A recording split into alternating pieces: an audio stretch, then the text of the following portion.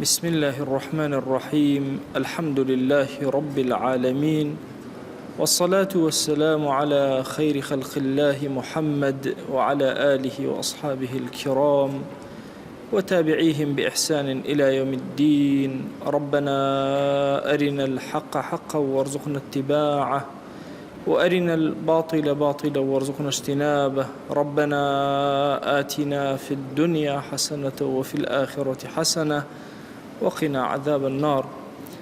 برزان وخشوستانم لخزمة كتابي نيابي مختصر منهاج القاصدين إمام غزالي باسي أو رقاني بوكردين كبروخوا أمان بات يكيق للرقاكان رقاي فكر وبيركرنوبو لباسي فكرة باسي مردني بوكردين كيكيك لو رقاني إنسان زور بير لمردن كاتو برولاي خواه نزيك أبيتو لسلكي صالحان أجمال أكري. أمروش إمام دەست پێ ئەکا و باسکردنی پیاوە گەورانەی کە وەفاتیان کردووە. پێغەمبەری خوا صلی الله عليه وآله وسلم لەگەڵ خولەفای ئەربعە باسەکە ئەفەرمێ باب ذكر وفاة رسول الله صلى الله عليه وآله وسلم والخلفاء الراشدين رضي الله عنهم. أم باب باسي ذكر وفاة پیغمبری خوا أكا صلى الله عليه وآله وسلم وباسي ذكر وفاة خلفاء الراشدين أكا. أفرمي اعلم أن في رسول الله صلى الله عليه وسلم أسوة حسنة في كل أحواله. بزانك لبيغمبري خوايا صلى الله عليه وآله وسلم لهمو حال بالك أو أسوي إيميا قدوي إيميا شويني أكوين لهمو شتيكي إيما إسفادة أكين وسود والأقرين دي يكي لمخلوقات نية بأندازي بيغمبري خوايا صلى الله عليه وآله وسلم خوشويز بالله إخوة دي لقل أوهم خوشويسيا ولم يؤخره الله تعالى حين انقضى أجله. كاتك أجلك كوتاي بيهات إثر خواي قوله هج مولاتيكي ندا وسرزي وبمينته وكوتاي بعمري شيريني بيغمري خواهات صلى الله عليه وآله وسلم كعمرك أوان دق قوريا خوال قرآن لعمرك إنهم لفي سكرتهم يعمهون سين بعمري بيغمري خوا أخوات صلى الله عليه وآله وسلم همو لحظيك عمري أو بركتك زور قوريا بو أمته هتا أمره دي خوا جل جلاله كاتي أويد مال أوايك إتر مولتي ناداتو جاني أكيشري. أفرمي دي بزانك بيغمبري خوا صلى الله عليه وآله وسلم لكاتي سرمرقا زور توشي نارحتي هاد. لإمام بخاري رواية كلا لصحيح بخاري لدايك من عائشة ورضا ورحمة خواه اللي بك فرميتي كاتك بيغمبري خوا صلى الله عليه وآله وسلم لأخير روجي زور نارحت بون وفاتيا. أفرمي هندي أو من دانابو لبنايا زوزو دسي أخستنا أوكوا أي هنا بدا مشاوي خوي بيفينك أكردوا واندلا شيء حرارتي هبو بيغمبري خوا صلى الله عليه وآله وسلم. أفرمي زوزو كاتك أمي أكد أي فرمو لا إله إلا الله إن للموت لسكرات.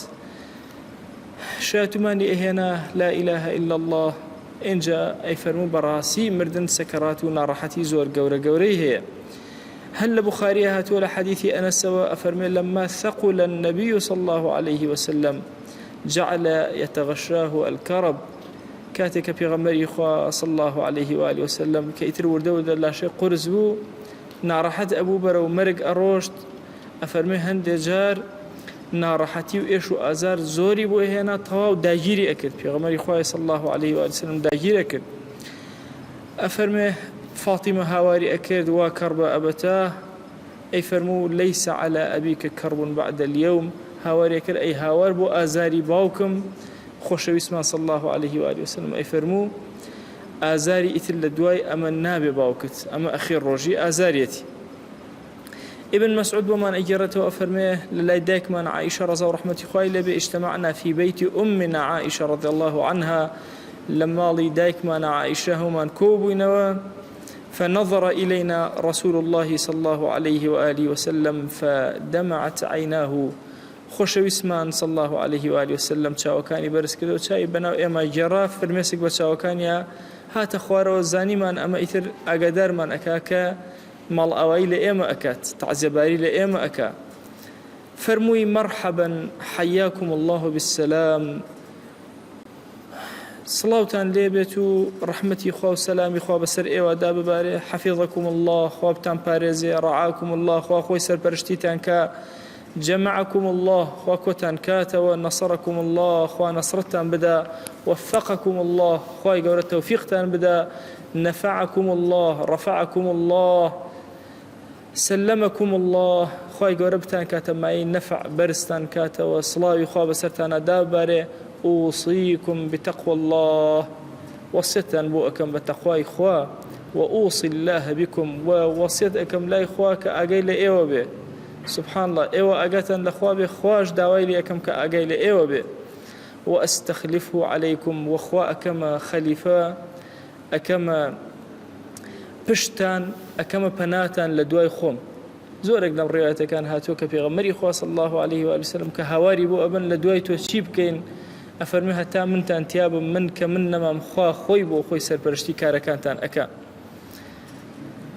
على برسيار من كروتان متى أجلك كي توفاتك أي بيغمري خوا صلى الله عليه وسلم. فرمي قدنا الأجل نزيق وتوا والمنقلب إلى الله الرؤك مخوا وبرولاء وأقرم وإلى سدرة المنتهى وجنة المأوى. برولاء سدرة منتهى أو دار الجوانا برزق قوريك. خوش بسمان فرمي دارێکی زۆر گەورە لە پەنای عەرشی رب العالمین لە بەهشتا دارێکی زۆر گەورە بەناوی سدرة المنتهى. ئەفەرمێ بەرەو ئەوێ ئەڕۆم، بەرەو جەنەتی مەئوا ئەڕۆم، بۆ فێردەوسی ئەعلا ئەڕۆم. پێغەمبەریان صلی الله عليه وآله وسلم ئەڵێ پرسیارمان لێکەوتمان لە چیە کفن بکەین؟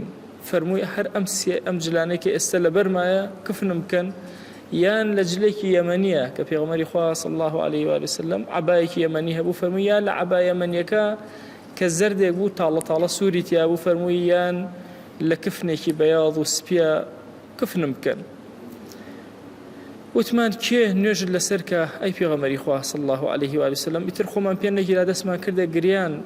فەرمووی مەهلەن لەسەر خۆ ڕەحمەتی خواتان لێبێ، خوا پاداشتان باتەوە لە بری پێغەمبەرەکەتان. دوای ئەوەی منتان شۆرد و کفنتان کردم لەسەر ئەم شوێنەی خۆم بەجێم بهێڵن لە کەناری قەبرەکەی خۆمە.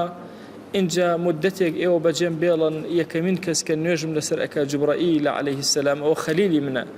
میکائیل و ئیسرافیل و مەلەک المەوت و مەلائیکەی گەورە هەمویان دێن و ئیتر بەڕیز مەلائیکە ئەفواجن نوێژەکەن. اینجا ئێوە نوێژم لەسەر بکەن و وسلم و تەسلیمە، سڵاوی زۆر بۆ بنێرن. فصلوا علي وسلموا تسليما. تصوركن همو جارێک ئێمە کە اللهم صل على محمد وعلى آله وصحبه وسلم وشي وسلم أڵێن سڵاوەکەن لە پێغەمبەری خوا صلى الله عليه وآله وسلم. فرمووی ئازار مەدەن ولا تؤذوني بتزكية ولا برنة ولا بصيحة. هاوار و نرکە و ناڵە و منگو ئەوانە مەکەن بەسەرمەوە، و زۆریش لە حەدی خۆم تەسکیە مەکەن و زیادە ڕەوی مەکەن. لا يزكي على الله أحدا. اینجا فەرمووی دەی پیاوەکان اینجا نوێژم لەسەر ئەکەن، ئەهلی بەیتم خێزانەکانم اینجا ئێوە وەرن هەمووتان وقرأوا السلام على من غاب عني. سڵاوی من بگەێنە لەوانەی کە لەو هاوڵە بەڕێزانەی کە من ناگەنە سەر من و فرای نوێژی من ناکەون. وعلى من تابعني على ديني إلى يوم القيامة. سڵاوی من بگەێن بەو کەسانەی کە شوێن ئەم دین و پەیامەی من ئەکەون هەتا ڕۆژی قیامەت. ألا وإني أشهدكم أني قد سلمت على كل من دخل في الإسلام. وكما الشاهد كالصلاة من بهمو كسك داخل بإسلام أبيته داخل أبيت لقى الإسلام. أفرمن دي للروايات كتيرة بيش أوي وفاتك بسير جبرائيل عليه السلام هات خزمتي. فرموت شون حالة شون أي بيغمري خوا صلى الله عليه وآله وسلم. خوا مني ناردو بهوال برسيني تو خوي عالم ترى بكاري تو. فرمووی چۆنم ئەبینی ئەی جوبرائیل؟ زۆر غەمبارم و زۆر بە ئازارم. ئەفەرمێ ڕۆژی دووهەم و سێهەمیش هاتەوە لای. لە ڕۆژی سێهەمە ئیزنی وەرگرت، وتیەوە مەلەک المەوت هاتووە ئیزن وەرئەگرێ. ئەی پێغەمبەری خوا صلی الله عليه وآله وسلم، لە پێش تۆ ئیزنی لە هیچ کەسێ وەرنەگرت و لە دوای تۆش ئیزن لە هیچ کەسێ وەرناگرێ بۆ مردنی، ئەوە ئیزن لێ وەرئەگرێ. ئەفەرمێ کاتێ مەلەک المەوت هاتە ژوورەوە سەلامی کرد لە پێغەمبەری خوا صلی الله عليه وآله وسلم. فرموت أي ملك الموت وتفعل يا ملك الموت؟ أشي أو كارا أكيتو الرحم أكيشي أي ملك الموت؟ فرمووی مەلەک المەوت بەڵێ ئەمرم پێکراوە ئەی پێغەمبەری خوا صلی الله عليه وآله وسلم. جبرائیل ئەمری کرد بە پێغەمبەری خوا صلی الله عليه وآله وسلم کە إن الله قد اشتاق إليك، خوا بە گەورەی خۆی مشتاقی دیداری تۆیە ئەی پێغەمبەری خوا صلی الله عليه وآله وسلم. بڕۆ بەرەو لای خوای خۆت. ئەویش هاوارێ کرد بەل الرەفیق الأعلى بەل الرەفیق الأعلى، بەڵکو ئەچمەوە ئەوێ لای خوای خۆم. ئەفەرمێ لەم کاتە مەلەک المەوت ڕۆحی پێغەمبەری خوای صلی الله عليه وآله وسلم دەرکێشا، فەرمووی ئەمە جبرائیل ئەمە ئەخیر موڵتین و ئەخیر جارمە ئەگەڕێمەوە سەر زەوی، ئیتر حاجەم بەسەر زەوی نامێنێ. هەرچەنە ئەم بەشەی ئەخیر بە تایبەتی لە ڕوایەتەکە عولەما ملاحەزەیان لەسەری هەیە، چونکە هەموو شەوێکی قەدر جبرائیل عليه السلام يتەوە سەر زەوی لە دوای پێغەمبەری خوا صلی الله عليه وآله وسلم و ئەصەحترینیانە. خۆشەویستمان صلی الله عليه وآله وسلم کاتێک کە ڕۆحی دەرچوو سەری بەسەر سنگی دایکمان عایشەوە بوو، جلێکی لەبەرا بوو کە جلەکە زبر بوو و ئیزارێکی پشتەماڵێکی بەستە بوو کە زۆر غەلیظ و زبر بوو. فاتیمە هاواری ئەکرد هۆ باوکی من، وا تۆ جوابی خوات دایەوە بەرەو فردەوسی مەئوا ئەڕۆی، ئێمە هەمومان تەعزیەباری لە جبرائیل ئەکەین، جبرائیلش تەعزیەباری لە ئێمە ئەکا. ئەی باوکە تۆ لە لای خوای خۆتەوە نزیک بوویتەوە، ئیتر تۆ بەرەو لای ئەو ئەڕۆی. ئەفەرمێ کاتێک کە خۆڵیان ئەکرد بەسەر پێغەمبەری خوا صلی الله عليه وآله وسلم، فاتیمە هاواری ئەکرد یەکێک لەوانەی کە ئەی ناشت پێغەمبەری خوا بریتی بوو لە ئەنەس، ئەی فەرمووی یا ئەنەس ئەطابت نفسكم أن تحثوا التراب على رسول الله صلى الله عليه وسلم. ئەرێ چۆن دڵتان هات کە گڵ بکەنە سەر پێغەمبەری خوا صلی الله عليه وآله وسلم. ئیمامی ئەوبەکر نعی پێغەمبەری خوا ئەکرد بە چەند شعرێک، ئەی فەرموو کاتێک کە ئەبینم خۆشەویستەکەمان لەناو ئازارایە، دنیا بەم هەموو ماڵە زۆرانەی کە تایەتی و بەم پانی و گەورەی هەیەی لە لای من زۆر بچووک بووتەوە. چۆن کەسێک بێ ئاگا بێ لە ترسێکی زۆر گەورە بێ، ئەبەو شێوازە لاشەم هەمووی ئەلەرزێ، هەموو ئێسقانەکانم لەناوە ورد ئەبن و قاشە بن بۆ دووری تۆ ئەی پێغەمبەری خوا صلی الله عليه وآله وسلم. ئەی هاوار بۆ تۆ چ عەبدێکی ئەی ئەبوو بەکر، خۆشەویستەکەت وا ئەنێژرێ بە تاقی تەنها تۆ ماویتەتەوە، وأنت حسير لنا ومحنتنا راحتي وغمك زور قوراتوي بجيهشت. يا ليتني من قبل مهلك صاحبي، آي خوز قال لبيش أويك أمها ولم وفاتي كردا من لبيش أو برشت ما عييت في جدث على صخوري، خوزقا علي صخور، خوزقا پێش ئەوەی ئەم خۆشەویستم بڕوا و ئێرە بەجێ بهێڵێ و تیا بچێ، خۆزگەم من پێش ئەو لەناو گۆڕەکانە ئەبووم و سرم بە بەردا ئەگیرە. ئەمە وەفاتی پێغەمبەری خوا بوو صلی الله عليه وآله وسلم کە لە خزمەتانە ئیمامی غەزالی باسی کردووە. ڕیوایەتەکان هەندێکیان جۆرێک لە ضعفیان تایە، بەڵام هەر لەبەر بەرەکەتی کتێبەکەی ئیمامی غەزالی بە طول و تەفسیل هەموو کەلیماتەکانم معنە کرد و لە خزمەتانە بەیانم کرد. پند لەم دەرسێ ئەمڕۆمان ئەوەیە کە ئەگەر کەسێک لەسەر زەوی بمایەتەوە نەمردایە، ئەوە پێغەمبەری خوا ئەبوو صلی الله عليه وآله وسلم. تەسەوورکەن لە قورئانە کاتێک کە خوا جەل جەلالوه باسی پێغەمبەری خوا ئەکا صلی الله عليه وآله وسلم لە ئاستێکی زۆر بەرزە، باسی قسەی ئەکا، قسە ئەفەرمێ وەقیلیه. ولەما ئەفەرمون ئیمامی زەمەخشەری فەرمێ واوی قەسەمە، یعنی خوا سوێن بە قسەی پێغەمبەری خوا ئەخوا صلی الله عليه وآله وسلم.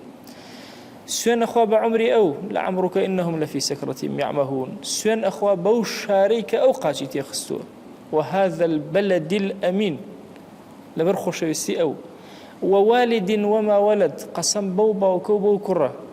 علماء أفرمون هندق لمفسرين أفرمون ووالد يعني قسم بإبراهيم، وما ولد قسم بو شيك لإبراهيم بو عليه السلام كفي غمري خوايا صلى الله عليه وآله وسلم. ديار خواي قورش قسمي بهشتي خوار أوشتا عظيم أبد قورة أبي أو هموي قورة يبو في غمري خوا صلى الله عليه وآله وسلم. لقال أمهم عظمة قورية أم جياني بجيهشت ئیتر ئێمە بەتەمای چی بین؟ بەتەمای ئەوە بین ژیان بۆ ئێمە بەسەر بمێنێ و هێشتا هەر ئەمەلمان هەبێت و هێشتا هەر پەلامار بدەین و هێشتا خەریک بین. ئەوە محەممەد المستەفا عليه الصلاة والسلام کۆچی کرد و ماڵ ئاوایی لێکردین و ڕۆشت. ئەی ئێمە ئەبێ بەتەمای چی بین؟ ئەبێ چۆن ماڵ ئاواییکەین؟ ئەوە خۆشەویستمان بەو هەموو نازەوە لە بەردەم ڕەب العالەمینە ماڵ ئەوە یەکات و ئەڕوا ئەی ئێمە گوناهباری خەجاڵەتبار ئەبێ ئەو لەحظەیەکی گیانمان ئەکێشرێ و ئێرە بەجێ ئێڵین ئەبێ چەند شەرمەندە بین ئەوە گەورە و سەرداری مرۆڤایەتی ئەو هەموو ناڕەحەتی ئەبینێ ئەبێ ئێمە چ ناڕەحەتی ئەبین لە سەرە مەرگ کۆتا قسم لە خزمەتانە لەوە ئەچێ مرۆڤێ بینی بە یەک لەحظە کۆتایی پێ بێ مرۆڤێکی زۆر بمێنێتەوە لەسەر جێگاکە لەوە ئەچێ تۆ بزانانی ئەمەی کە زۆر ماوەتەوە زۆر بە ناڕەحەت گیانی کێشراوە ئەوەشیان کە زوو مردووە بە ئاسانی گیانی کێشراوە ئێمە دووشتمان هەیە لە زمانی عەرەبیە مردن بە دووشت ئەوتری بە بیدایەتی مردن و سەرجێگەبوون لەگەڵ خودی مردن کاتێکە باسی ئازاری مردن و سەکەڕاتی مردن و ناڕەحەتی مردن و ئەمانەکە باسی لەحظەی مردنە هەموو لەحظەکان لەحظەیەکە ئینسان کۆتایی پێیە بەڵام کەسی وا هەیە لەو لەحظە زۆر ئازارە چێژێ زۆر زەحمەتی ئەبینێ لەوسێ کەسێکی کافر بە گولەیە بکوژێ شمشێرە بیکوژێ بەڵام ئازارێکی زۆر ئەچێژێت تا ڕۆحی جیا ئەبێتەوە لەم لاشەیی کاتێککە تۆ لاشە ئەبینی ئەجوڵێ ناجوڵێ جوڵی کرد جوڵی نەکرد هێمن بوو ئارام بوو ئەوە ناکاتە دەلیل لەسەر باشی و خراپی ئەو لەحظەی کە ڕۆحەکە دەرەچێ کە کەسەکانی دەوروبەر هەندێک جار هەستی پێ ناکرد جاری وهەیە زۆر بە ناڕەحەتی ئەو ڕۆحە دەرەچێ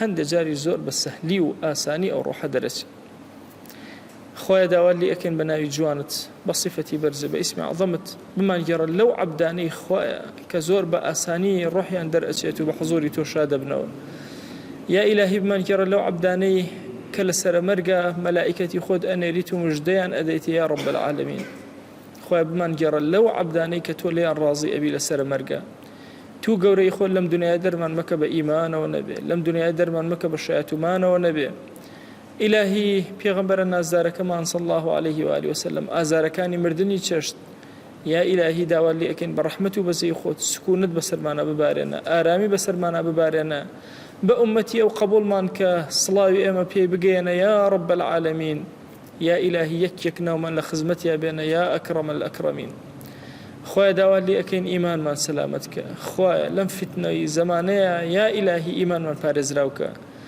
خواجان ئێمەی گوناهبار وا خۆماندایە دەستی تۆ یا ڕەب العالەمین سپادە لای تۆ زایە نابێ خۆماندایە دەستی تۆ زایەمان مەکە یا ڕەب العالەمین خۆی ئیمانی خۆمان سپاردەی تۆ ئەکەین ڕەوشتی خۆمان سپاردەی تۆ ئەکەین شخصەت و کەسایەتیمان سپاردەی تۆ ئەکەین خواجان خۆمان دایک و باوکمان براو خوشکمان خێزان و مناڵمان وەچەکانمان خۆیە هەمویان سپاردەی تۆ ئەکەین یا ڕەبی خۆیە خود ئەزانی کافرانی هەموو دنیا کۆبوونەتەوە بەسەر ئومەتی پێغەمبەری خوا صلی الله عليه و آله وسلم یا ئیلاهی هانای ضعیفی ئەم ئومەتە بۆ لای تۆ بەرزەکەینەوە خۆیە بەهانامانەوەرە خۆیە بەهانامانەوەرە یا ئیلاهی بەهانامانەوەرە خۆیە لە گوناهەکانمان ببوورە خۆیە لە گوناهەکانمان ببوورە یا ئیلاهی داوا لێ ئەکەین بە ناوی جوانت بە صفەتی بەرزە بە ئیسمی عەظەمت بمان بەخشە یا ڕەب العالەمین خۆیە بمان بەخشە یا ئەکرەم الئەکرەمین خۆی داوا لێ ئەکەین بە ڕەحمەت و بەزەی خۆت چاکەکانی ئەم دنیامان پێ عەتاکە چاکەکانی ئەو دنیامان پێ عەتاکە